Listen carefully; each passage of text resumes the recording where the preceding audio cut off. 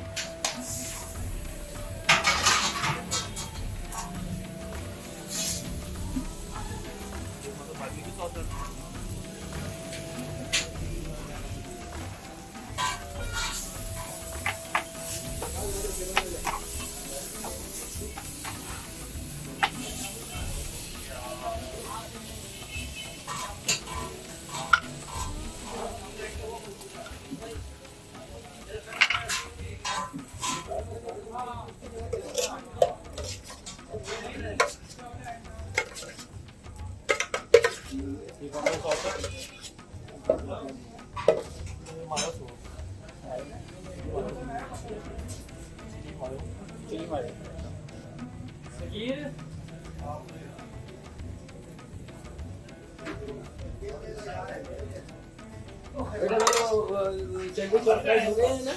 हाँ जी।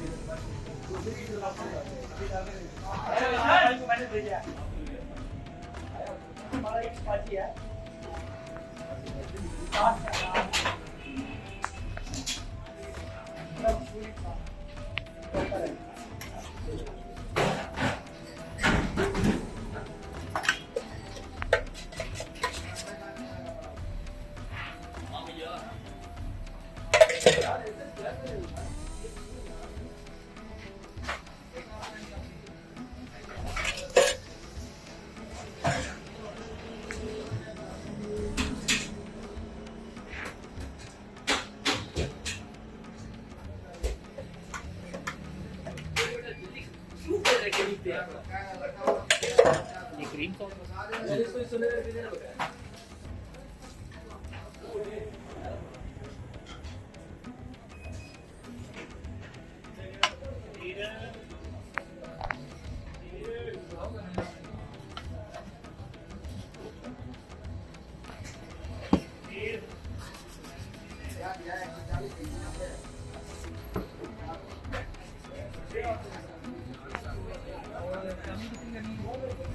शॉप का नाम क्या है? और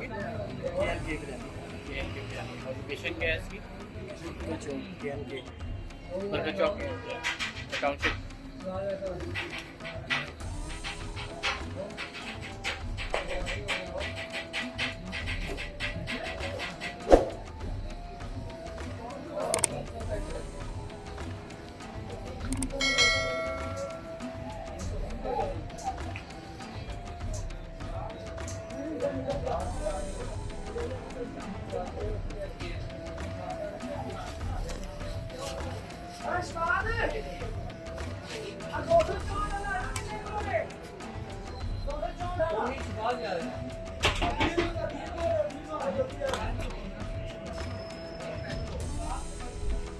मिल जाएगी।